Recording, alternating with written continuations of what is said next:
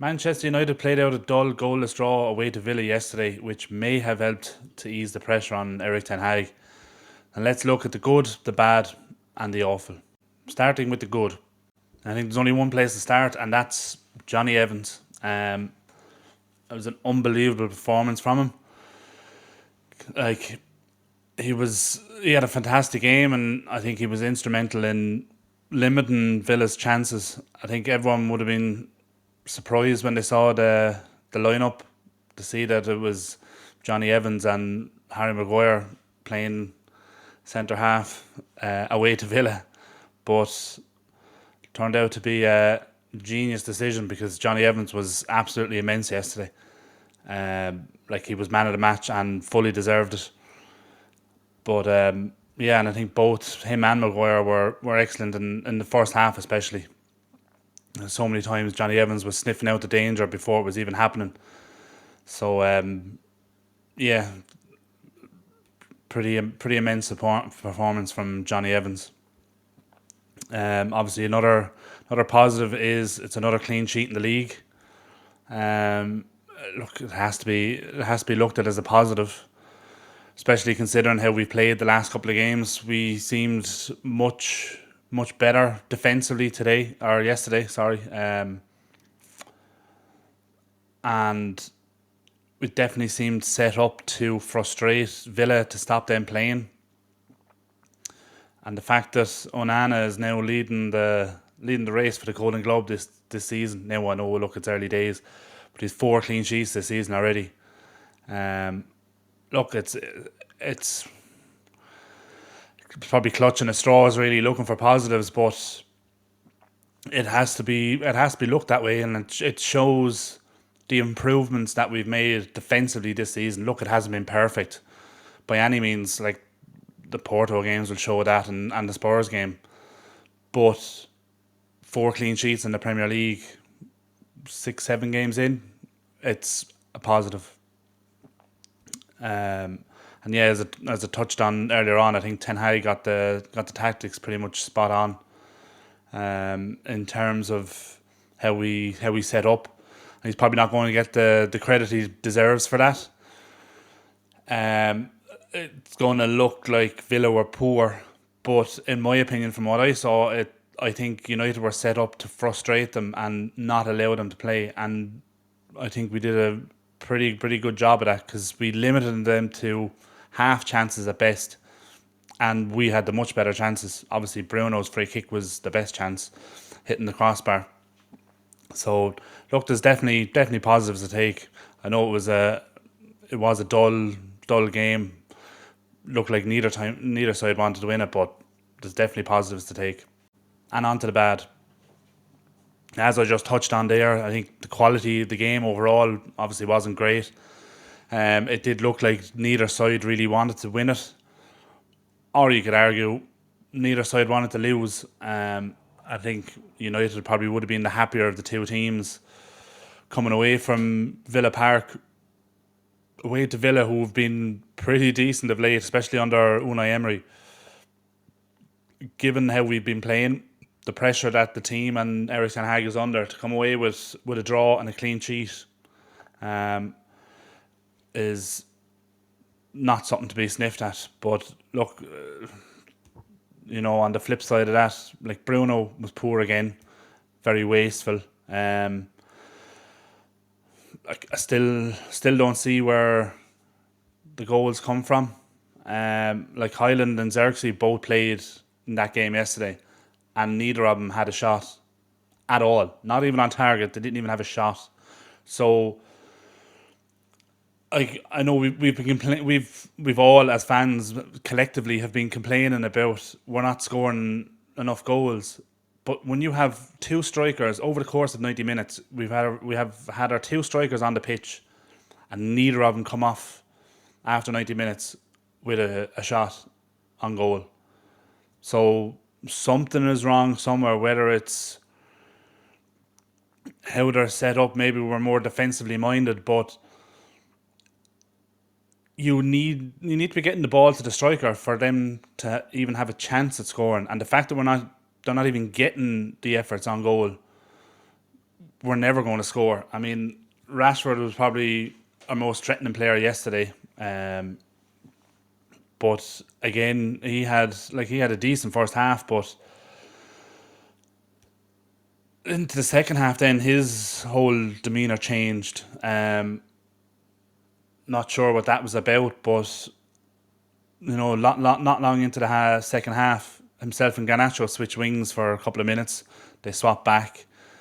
Garnacho gets, or not Garnacho, sorry, Rashford gets a booking for pretty petulant foul, to be honest.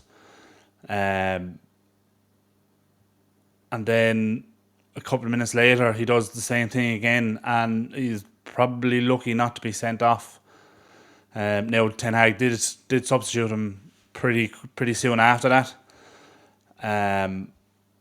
But yeah, his whole demeanour kind of changed in the second half. Whatever has gone on there, that was pretty bad. And now on to the awful.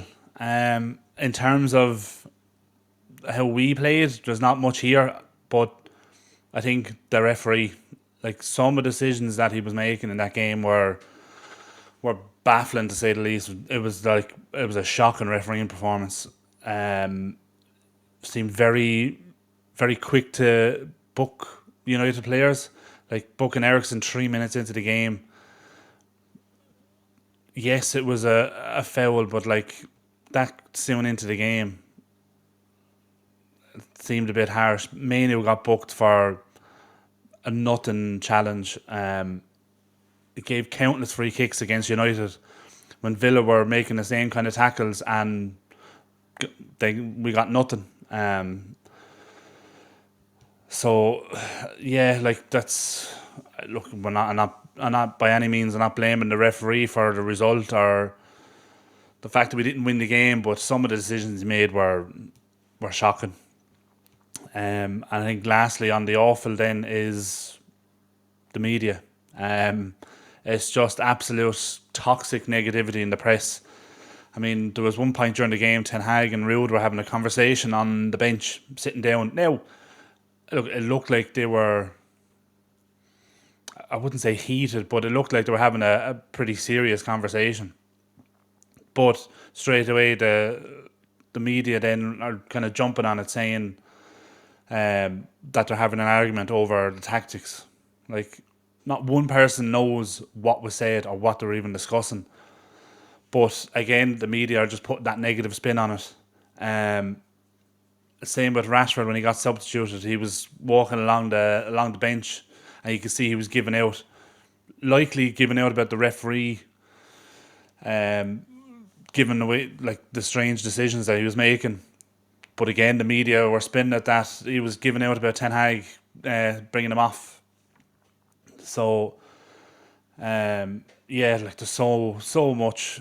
Like even I think, and it came out after the game. Ten Hag is meeting the board this week in what is a pre-planned meeting, and one of many ongoing weekly meetings that he has with the board and the whole management team. But the media are spinning it like these are crisis talks. This is the first, like, it's like as if this is the first meeting that they're having all season, and it has to be about his future at the club. Now, granted, I'm sure those talks will come up, but they're spinning it in a way that, these are crisis talks. Yes, the results have been poor, but I think it's just getting ridiculous at this point. Like the complete anti-United agenda that the media have. Like, I mean, Spurs are arguably having as bad a season as us. Obviously, their victory over us aside, they're only 2 points ahead of us in the league. Like, they threw away a 2-goal lead yesterday and ended up losing the game. But there was no sign of the media asking Ange if he's under pressure, asking him about his job, asking him he's meeting the board, does he have the backing of his club? You know, it's just getting ridiculous. And another shout out to Johnny Evans here as well, because when he was interviewed after the game, reporter was asking him, he was saying that when things are going well, Manchester United is one of the best places to play football. But when it's going bad, like it has been, surely it's one of the worst. And Johnny Evans caught him off straight away and said, nope, it's exactly the same. He said, it's an absolute honour to play for the club. And, you're playing for the biggest club in the world. The pressure is going to be there. So fair play to him for cutting that reporter dead there and just like cutting that out, that nonsense kind of agenda that he's trying to create there, trying to put extra pressure on him, saying like, oh yeah, it's, things are going bad.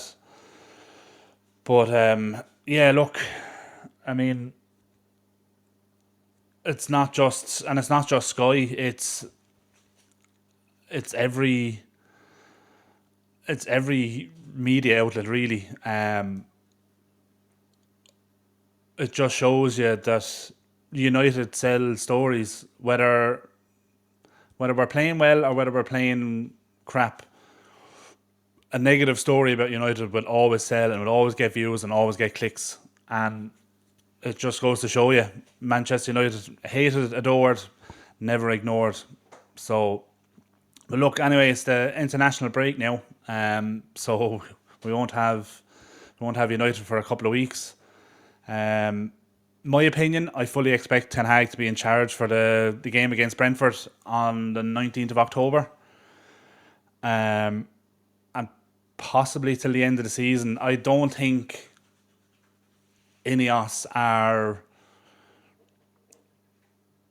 trigger happy in terms of they feel they need to make a change.